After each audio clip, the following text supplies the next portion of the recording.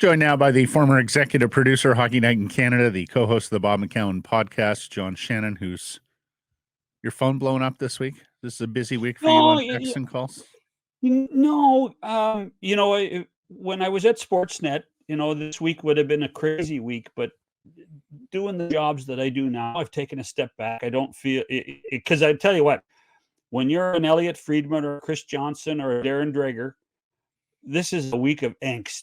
It really is a week of angst, and taking a step back at this time of year, you almost put a smile. You want to be in the battle, but you don't want the war, and it is not a fun week. It's this week and the day of free agency on July 1st. Just they're tough days, in relative terms of what is tough is in being one of those people that gets those kind of stories. That's why Bob McKenzie looks so happy now when you see him. Exactly. Bob is the cheeriest I've ever seen.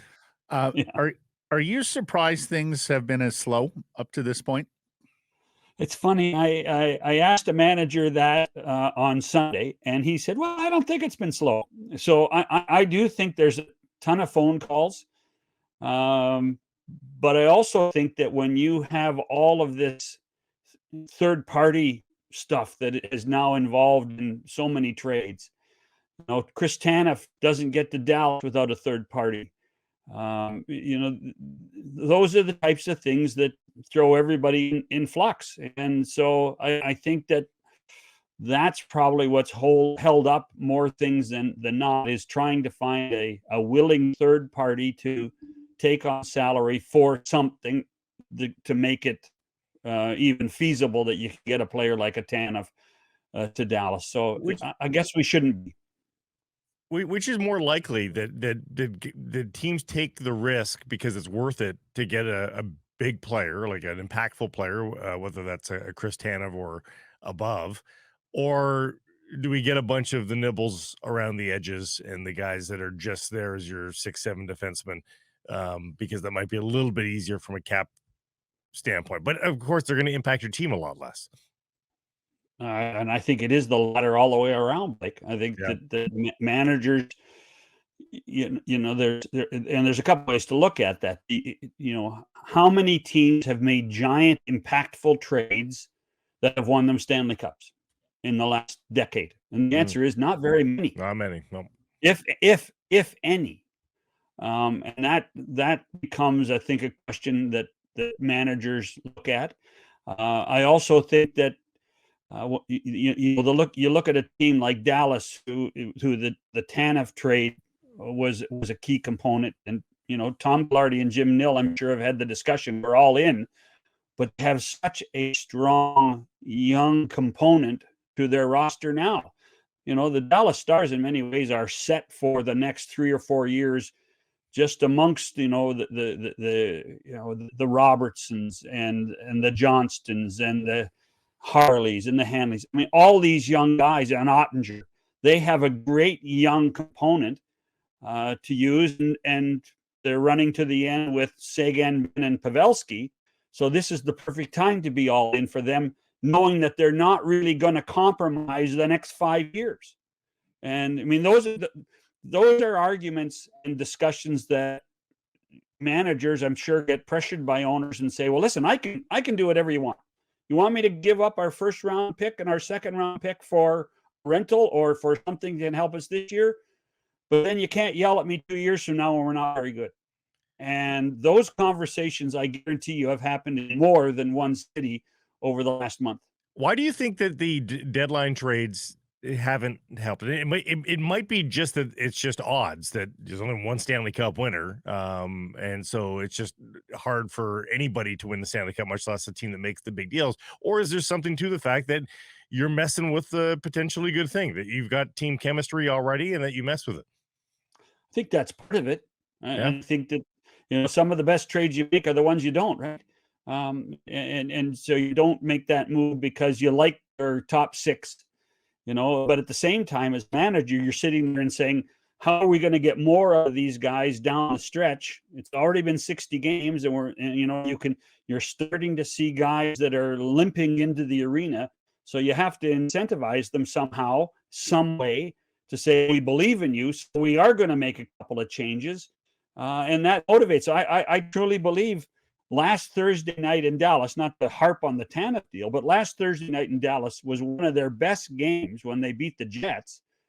Tanev didn't play, but the full support that Jim Neal gave that roster energized them, made them feel like we're all in. I mean, Jim Neal's in, Pete DeBoer's in, we're all in, and we're going to go and try to win the Stanley Cup, and we're going to give you that extra effort the rest of the way before we get to the playoffs. It's a fantastic point, John, and one that we far too often lose during trade deadline week and all the excitement and hubbub. But the very few, if any, Stanley Cup champions add a massive piece at the deadline and watch that guy turn into, the finish. The quote unquote finishing pieces tend to be the last three: Barbashev, Josh Manson, David Savard. That mid-level player on an already fantastic team, not the top six or top line winger or top pair defenseman on a middling team or a halfway decent team. Well, and I would argue the Barbashev one, and listen, Ivan Barbashev has been really good in Vegas. The Barbashev one was a complex time and place because Mark Stone was not available down the stretch in Vegas. And then lo and behold, game one of the Stanley Cup playoffs, Mark Stone returns. Ta-da. And I would argue that Mark Stone was probably a more valuable addition for the playoffs than Ivan Barbashev was. So that's, I mean, how many, I guarantee you, whatever TV network you're watching in whatever country you're watching, you're going to hear stories about Butch Goring on Friday. And Butch Goring was 44 years ago. So that tells you that when people measure the success of these things, when we're dealing with trades 44 years ago, top of mind, they don't happen very often. No. And again, very good player, but Trottier, Bossy, Potvin, Tonelli, nice. Like, that's the group that he joined, and that's why they got over the top that year. Okay, everyone here wants to know, what do you think the Canucks are going to do? Oh, gosh. Well, I tell you what, I've been doing a little bit of looking around. I'm wondering if the defense isn't getting tired. This is a long season for a guy like Quinn Hughes. Do they need support on the blue line? I think they do. I think they need some help. They need some depth on the blue line. And scoring is not an issue for this hockey club, even though in the last 7 or 8 games it has dried up a little bit. So, but I'm not concerned about it.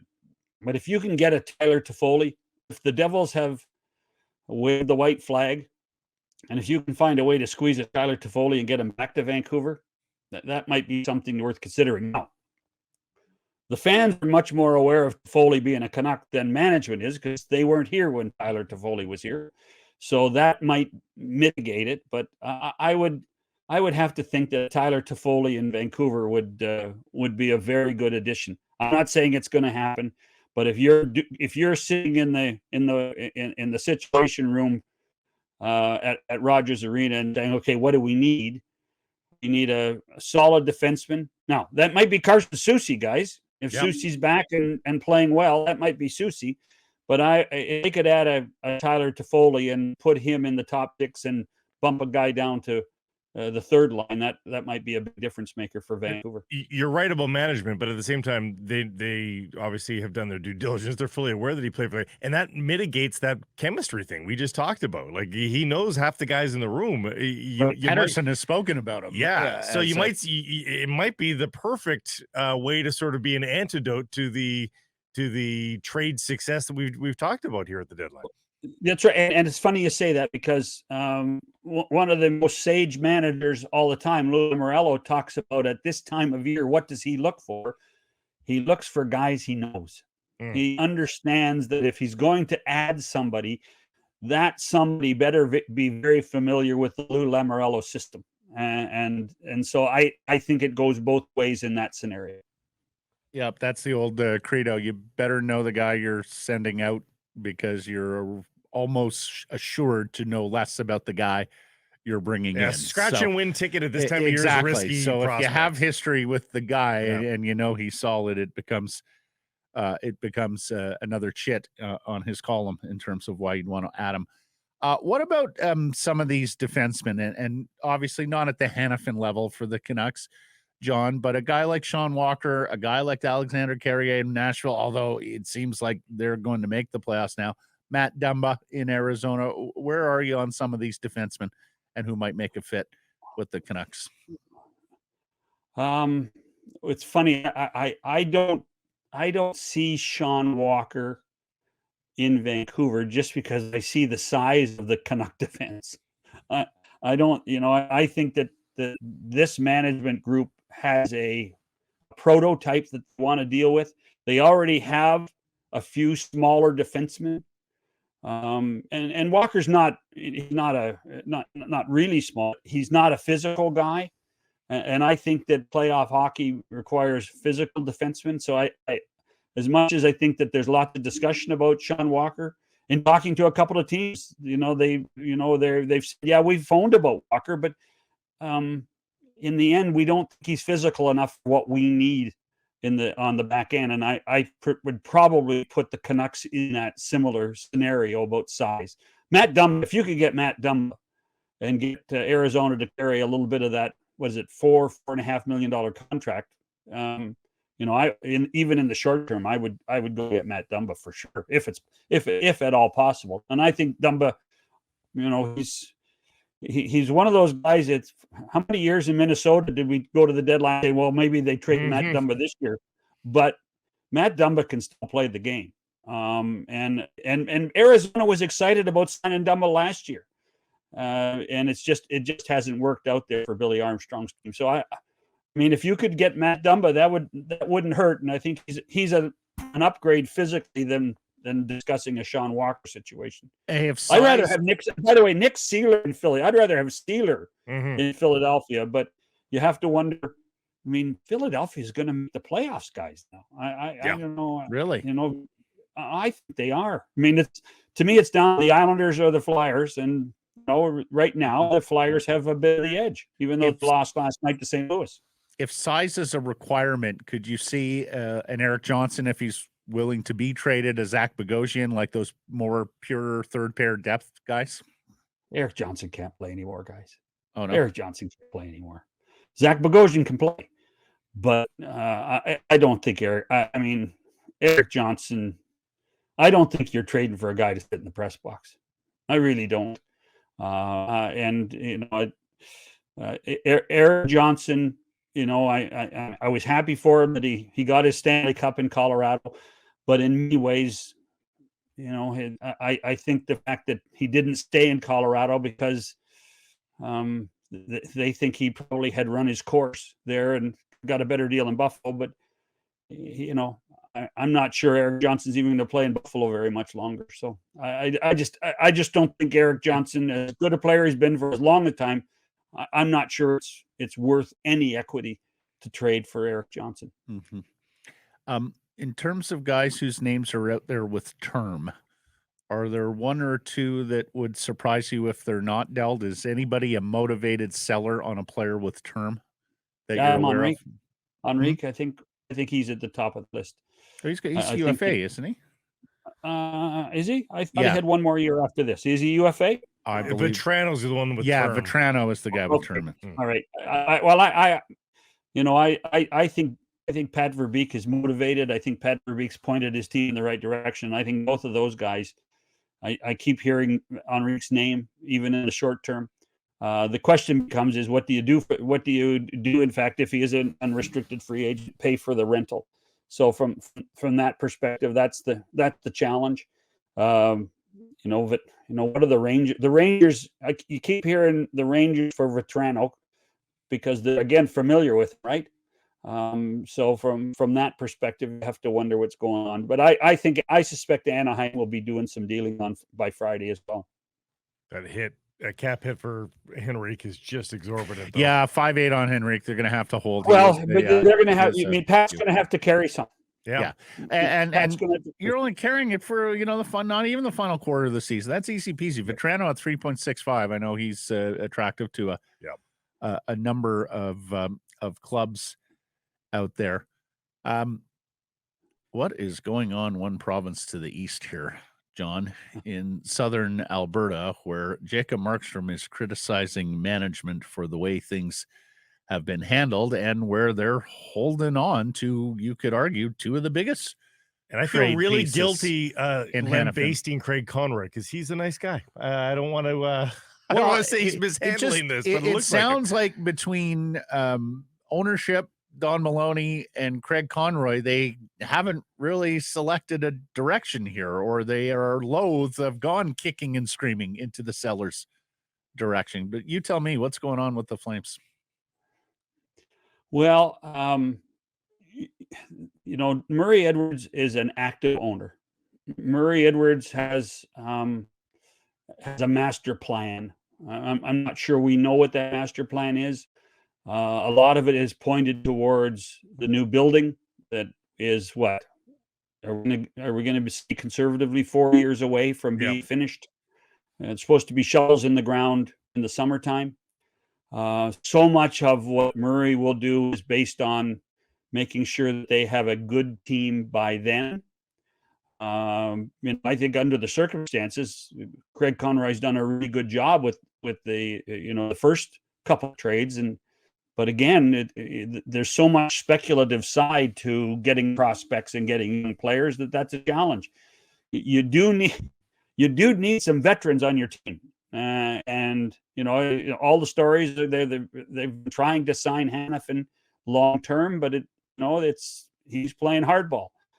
Markstrom is signed long term, so whether he wants to, I still think he's going to get dealt by Friday.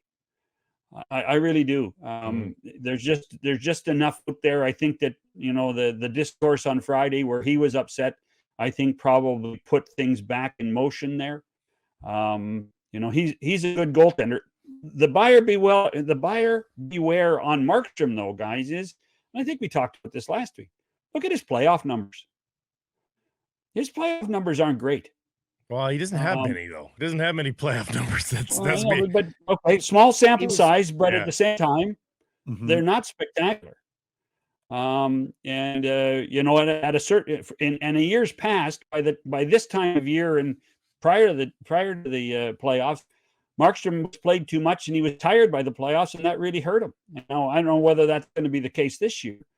But, and you do have to wonder if Tom Fitzgerald had been able to turn that trade around and get it done for New Jersey, would that have saved Wendy Ruff his job? I don't know. It's a fascinating story. I would love to finally be able to, I guess I don't think we'll know until the summertime exactly what went down in the last 2 weeks between Calgary and New Jersey and how difficult it has been on both managers. He leads the league in goals saved above expected, I believe. And you're right.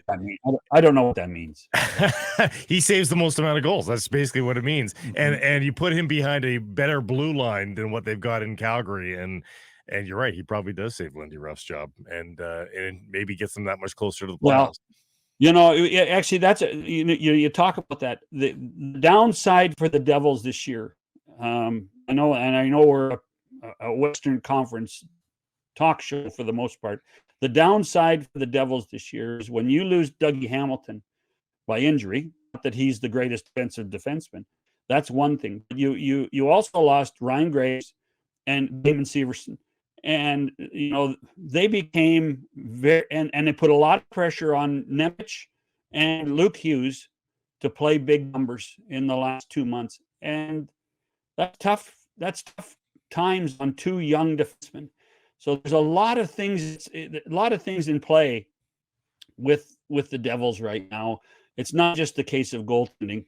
This is a team that, between injuries and decisions last summer, and then the inexperience on the blue line, this was, I think, probably bound to happen for the Devils. Well, really Travis Green is letting Simon Nemec watch for a little bit, and Nils Höglander and Vasily Podkolzin can say, "Yeah, we understand. We know that story." Yeah. Markstrom, incidentally, 26 playoff games, 13-13, 911 save percentage, 290 goals against average. He was very good for the Canucks in the bubble run before he got hurt, and then was not as good for the Calgary Flames.